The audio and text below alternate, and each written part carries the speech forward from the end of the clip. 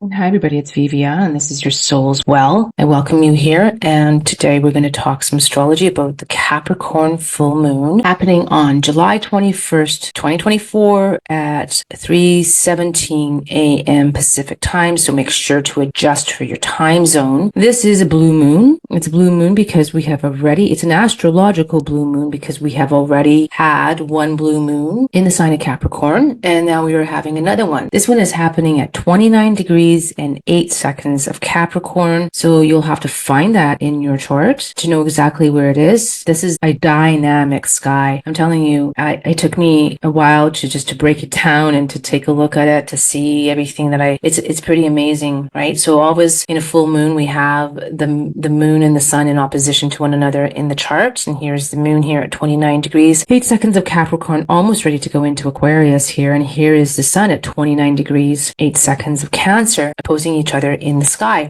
So full moons are always about things coming into fullness, right? That's why it's a full moon. It's a culmination. It's growing energy towards a certain point, growing energy, culmination, completions. They indicate completions. Wherever it falls in your chart is completing something in your life. So this full moon and it's about balance in our relationships. In our lives, we can look at balance and where they're falling. The sun opposing the moon is speaking to balance in our own lives. The sun here in Cancer is about the sign of Cancer. It's nurturing. It's a water sign that likes to nurture. It's sensitive, psychic, emotional, can be emotional, whereas opposing the moon here in Capricorn, which is an earth sign, it's grounded, it's practical, it's not as involved in our emotions, but that's where the moon is. And the moon is the lunar, more feminine, emotional aspect of ourselves in that sign of Capricorn. And the sun is the more masculine, the solar energy in both ourselves and in the world around us. So it's always important to look at that axis where the sun and the moon are positioned in relationship to each other. Look at that axis in your chart as well as in the mundane sky. Now, this is a significant and potent new moon. Before moving on, I really would like to ask you that if you are liking my content, can you please give this video a thumbs up? It helps push it out to more people. Also consider subscribing to my channel for you to get more content like mine in astrology and in tarot. This is a potent time. It really is for all of us. There are several things about this full moon that make it stand out and make it pop out and make it outstanding. One of which, of course, is the blue moon, making it that's a rare thing. That's where the euphemism of once in a blue moon comes from. It comes from this, having a new or full moon happen in the same sign, either in a calendar month. It's a blue moon astrologically, meaning it did not happen in the same month, but it is happening in the same sign. The last one at the early degrees of Capricorn during the summer solstice of June 21st, earlier this year. So you might expect some things reoccurring again in areas or themes that happened during that time, the 21st of June this year, at 1 degree and 7 minutes of Capricorn. And now we're at the very end degree of Capricorn. Another reason why this full moon is so spectacular is because it is at the 29th anaretic and critical point of the sign. The last degree of a sign is when, in any sign, is when the sign is considered mature, old, and getting ready to move into the next sign. It can be a crisis point. It often is a crisis point. We could see events unfolding that create crisis in our lives or on the world front. We could have what is known as crisis response moments to this critical moon at 29 degrees here of Capricorn. And so that in itself is a lot, and there's a lot there, but also it is here conjuncting Pluto, which it is another sign conjunction because Pluto is at 0 degrees Aquarius, 54 seconds, moving retrograde towards the moon, but it's still a conjunction. Pluto itself can deal with lots of crisis. It rules over the 8th house of Scorpio in modern astrology, and the sign of Scorpio can be very crisis orientated. In astrology, Pluto is the planet that represents transformation. What do we have to do to transform? We have to surrender, release. We have to let go, and oftentimes, shed those parts of ourselves that are no longer necessary to our lives. And oftentimes, there are very very crisis moments that inspire this change. Oftentimes, change cannot come about in our lives unless there's something pushing us and moving towards us towards that. And it oftentimes is about being pushed in the direction that is uncomfortable to us, that we don't want to go in, but that leads to our greater transformation and our greatest good within ourselves. And then it ripples out into the world around us, first into our immediate community and then into the world as a whole. So that's another reason why this is such a packed full moon. But a few other things. Pluto right now is at the 0 degrees, not at the very beginning of it, but almost at the very beginning of 0 degrees. And that's where Saturn and Jupiter conjuncted at the solstice of the winter solstice in December of 2020.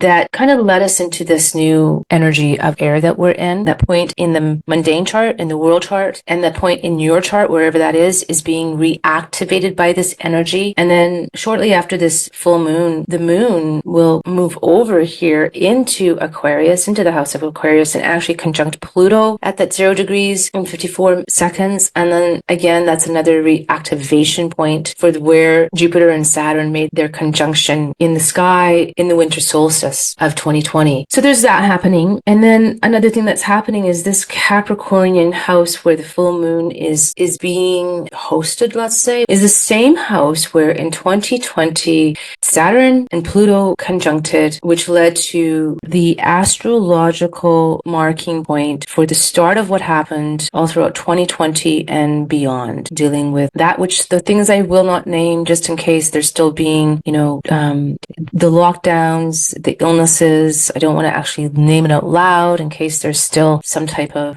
weirdness around that, but you get what I mean. We all lived 2020. We all lived since then, and we know, the workings of the things that happened, the restrictions, the lockdowns, the illnesses, all that, right? So this house, not the point exactly, I think it was at 22 degrees that they conjuncted, but this house of Capricorn is being reactivated. That is another thing that's being really highlighted here. And then one more thing I would like to mention in terms of this is another reason why this is so significant is because September 2nd of this year, thereabouts, Pluto crosses over, because remember it's moving retrograde right now, and Pluto will cross over into Capricorn, and then it's going to be here at this degree of 29 degrees, that critical degree, which I covered in my astrology of our times. I can link it here for you to go to listen, and I'll be releasing the second and then the third part of that, well, soon. The second is ready to go, and then the third will shortly follow. So I'll link it here for you to watch. But because I talk a lot about Pluto being at this very last and critical degree, and so that's going to be the other activation point. The other thing that just stands out as so significant right now is Pluto crossing over into the Capricorn house, into the 29th degree,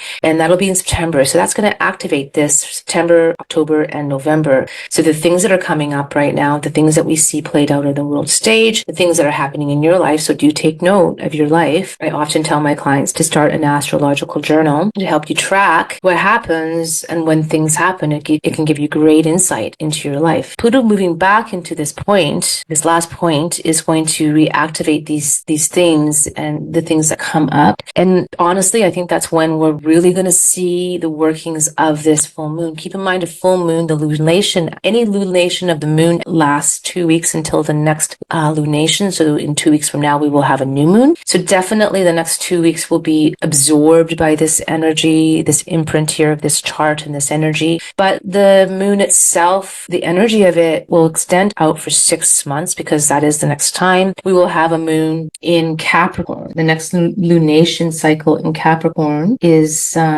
December 30th. It is a new moon at 9 degrees and 44 minutes Capricorn. So 6 months out, we can expect to see the energies of this moon playing out. And definitely between the period of September till November, we will see, I think that's when we're going to see the uncoverings, because remember, Pluto isn't involved, and that's what Pluto loves to do. It rules the underworld and all that is hidden behind, both good and bad. Those treasures are there too, right? All diamonds and emeralds and jewels and gemstones come from beneath the surface, as does the resources of Earth. And then another thing that is, I just think, so spectacular about the sky is that we have 5 major configurations observation, 6 if you count the T-square here, involving Chiron, the sun opposing the moon conjunct Pluto. For me, it's a bit out of range, especially since the sun is moving away from it. So that, but it's still a T-square formation. There are several formations here, and I'll just outline each of them just briefly. So two of the really significant things I see here is there are 2 minor grand trines. There's one here, it involves the sun that is sextiling here Uranus, which is also sextiling here Neptune, right? And that forms a trine here. And a minor grand trine, it is considered an aspect of harmony. It does indicate competence and skill and expression. So there's going to be a lot of flow here, obviously, between these 3 planets. But it's also something that is developing into what it's going to be. Like, for example, if you had a grand trine that is already formed, it's already concretized. You can look at that as behavior, or you can look at it as repetitious patterns. That's what they are, right? But this one is forming in what it's going to be. So it's here between the sun, it's here between Uranus, and it's here with Neptune. So these 3 signs, the sun here, the conscious aspect of our mind is the sun. Our conscious, it represents our spirit self, the way we move forward into the world. It can indicate the masculine attributes within ourselves, how we strive for our goals, our ambitions, things to do with our career. It can involve male aspects in our life, men in our lives. And then Uranus is this principle of suddenness and change. It's very eccentric and electric. Electric thought comes through, instant downloads. It has a lot to do with freedom. It wants freedom. It wants originality. It wants us to be original beings. It rules the higher nervous system. And then we have Neptune here, and Neptune is the planet that's considered perhaps the most spiritual in the chart. It's the planet of spirituality, of the mystic, of creativity, unbounded creativity comes through with Neptune. It can also be the planet of illusion. It can be really foggy and deceptive. And the 3 of them are speaking in this trine here, and they're flowing together really well. So they're all going to influence each other. The other minor grand trine is between Uranus again, Neptune again, and then over here, this moon that is conjunct Pluto. They're in a minor trine too. So those same principles apply here, where it's about they're flowing with one another, and they're flowing and they're harmonious with one another, but they're still in flux, becoming what they're going to solidify into. So that's what the aspect relates to, and we can look at that into what this will bring to us, that they're all 3 of them in this one and all 3 of them in this one are developing something, trying to bring something forward for us. The other, there's 2 more triangle aspects in this. There's one here that is between the sun and Jupiter right here. And then it's also with involving again the sun opposing the moon conjunct Pluto. And this one isn't as harmonious. It doesn't flow as well. It has some points there that kind of bounce up against each other, and it can be irritating. It's more about relying on yourself and your own resources. This kind of aspect in itself in the psyche can lead to a certain type of nervous disposition, and even to breakdowns and just uneasiness in general. And that one to me stands out a lot. And one of the reasons why is because Mercury here is making an aspect to Uranus. Mercury is our mind. It rules part of our intellect. It's our mind, and it's our intelligence, and it's our nervous system. And so Uranus is our nervous system too. And oftentimes the 2 of them together can lead to depending on what's happening in a person's chart, there have to be other indicators as well. But this could be a nervous breakdown in a person, and a breakdown of the mind and the capacity to think, and nervousness and anxiety, heightened anxiety. So because this is already naturally here present in this chart between the 2 of these, this configuration here is even promoting it more. It's just bringing it about more, both within the collective and then perhaps even within your own chart. So it's really a time to stay very grounded. This energy here where the moon is present, of this very grounded, practical, earth-based sign that wants you to, do what you have to do to ground. If it's eating root vegetables so that your body can have that sustenance, and because root vegetables can really ground us. It can be digging your hands into the soil and gardening. It can be putting your feet into the grass, going for a swim in the lake, in an ocean if you can. Those kinds of things can help you ground and just get away from what can be very chaotic energy here. Like I said, with this configuration here, it's not necessarily going to be an easy time. And look at this energy here of this Mercury with this Uranus. It is an energy of like losing one's mind. And look at what's happening on the world stage with recent events. And I'm not going to mention them, but it involves a certain political figure, and it involves, y'all know what I'm talking about, all right? But the decapitation and people losing their heads, and just the craziness, right? The craziness and the chaos. And it's just so much more important right now as we move on, and as we move on through this cycle that we're in with this full moon, just to stay as grounded as we possibly can, as coherent as we can, and doing the things that we have to do to stay that way within our own selves and our own bodies. Now, it's very stimulating, this type of aspect. So it's very stimulating to the mind, and then Mercury too, because Mercury involves communication and media. So there's going to be such an emphasis and so much more media and like an amping up, and we are already seeing it. And another thing too about this is that Pluto is crossing over, like I said, into Capricorn, and it's going to be at 29 degrees at the time of the election in the US. So the events right now are going to lead into that and get worse in terms of the media and even confusion, because Neptune is involved, right? It's involved here with Pluto and the moon, the full moon being highlighted here by the sun, and then this trine with Uranus. So like viral media pieces and confusion and deception and people just losing it. So we have to really, those of us that can, we need to stay really grounded and really cognizant of manipulation, because remember, Pluto is here. Pluto is manipulative. It's power, and it seeks for truth, but in its lesser octave, if you will, it wants to manipulate and also deceive in a different way than Neptune does. Neptune does it in a very illusory way, and Pluto can really pack punch, and it can really, really do it, like I said, manipulatively. So those are the things I see there. The other thing, I mentioned the T-square, right? And the T-square, some people would consider this a T-square. I just think it's a bit out of range, but the T-square also, it's here, and it's really associated with achievement. It can be difficult, right? Because it's tension producing. There's squares involved here between these planets here, and tension producing, but then that brings out our ambitions and striving, and it's Chiron, and Chiron involved, and Chiron is always about healing. This healing here, the wound of the war, as I've spoken about before, and also us in our own charts. It's about Aries is about, leading the way, leading our own lives, and being, taking initiative and direction in our own lives. So this healing force coming through. But one of the things that stands out the most about the aspects that I mentioned before is that this same Mercury here that is involved with Uranus and that mind and that suddenness and that sudden download, sudden irrational thought and irrational even action, and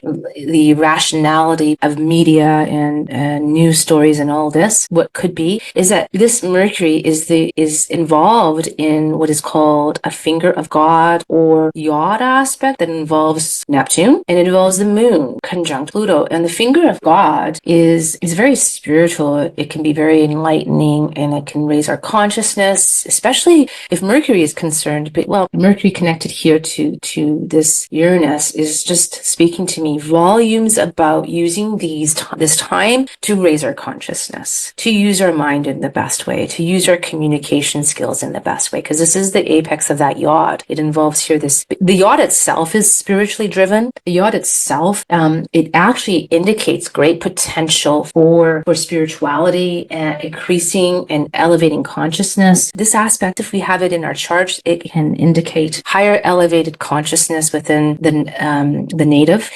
That's you, if it's your chart. It can and in a mundane chart, this is telling me that we need to use this time for our spiritual elevation, for raising consciousness, for raising bringing joy and love, and infusing ourselves and our communication and whatever we do, whatever we're bringing to the world with this love, with this heightened and elevated consciousness. And that is especially true because Neptune is involved, and Neptune is this planet that indicates spirituality. And over here with the moon conjuncting Pluto being in the sign of the higher mind, the higher nervous system, ruled over here by Uranus in modern astrology, and with Pluto being there, it's like this one, because it's going to cross over into Capricorn, right? And this one last time showing us us what needs to be seen, what needs to be broken down, what needs to be rid of in these Capricornian structures, right? And what's going to benefit humanity, because currently it is in the sign of humanity. So those are all present here in the sky.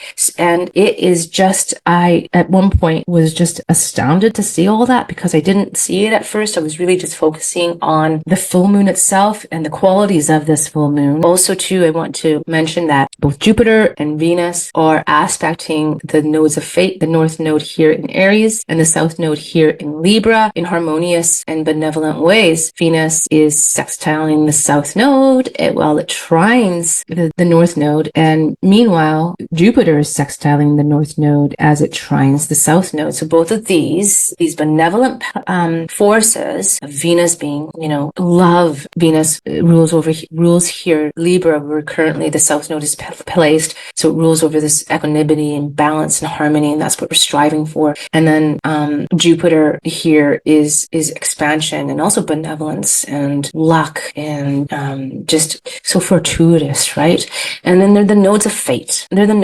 So whenever the nodes of fate are involved, it is about something that is destined to happen. And these two planets in this mix are telling us, the Great Spirit is here with us. It's leading us through, and everything's going to work out okay. We have to just stay the course and keep bringing our light to every situation and keep, doing what we can, like I said, to remain calm, to remain really level-headed, right? So it's very fated. And as is here, this 29 degrees, the 29 is also not only a critical degree that can indicate that level of stress and crisis, but it also indicates karma. It's very karmic. So what we're seeing play out is very karmic. Mars is aspecting out of sign by sextile to the sun, and by square again out of sign to Mercury. So the square to Mercury also is this emphasis again of remaining rational, because Mars likes to create conflict. I mean, it's our drive and it's our willpower, and it's necessary, and it doesn't always create conflict, but it can, especially in a square.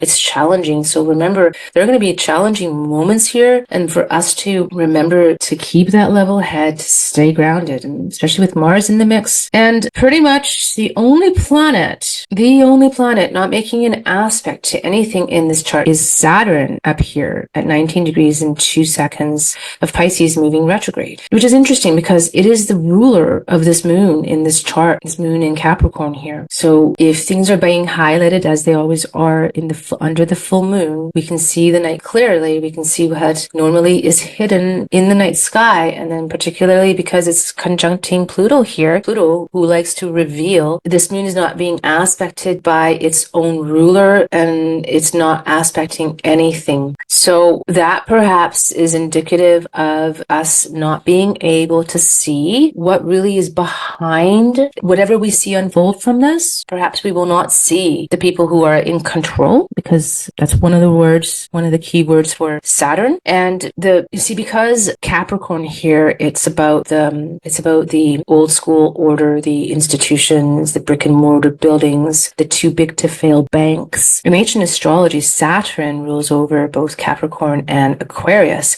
And Capricorn is the structures and the hierarchies and like I said, the too big to fail. But Aquarius itself rules over politics. And so with this being hidden and with Pluto involved too, conjuncting the moon, what might not be visible is the politicians and leaders, for lack of a better word, that were doing things in behind the scenes. But over the course of the next few months, leading into when Pluto moves retrograde into Capricorn, that's going to be revealed. It will all be revealed. We are living in the times of the great reveal. And so we will see more and more will unfold. And that's what this full moon holds the promise of. There's lots here. It's very dynamic. It's very inspirational as well. So just keep that in mind as we go along. I really appreciate that you are here with me. I really would like to thank you all, beloved souls, for being here with me. And make sure, like I said, to like and subscribe, share the video. It really helps. Please leave a comment. Let me know what your thoughts are about this. Let me know what you're experiencing in your life as we go through this full moon.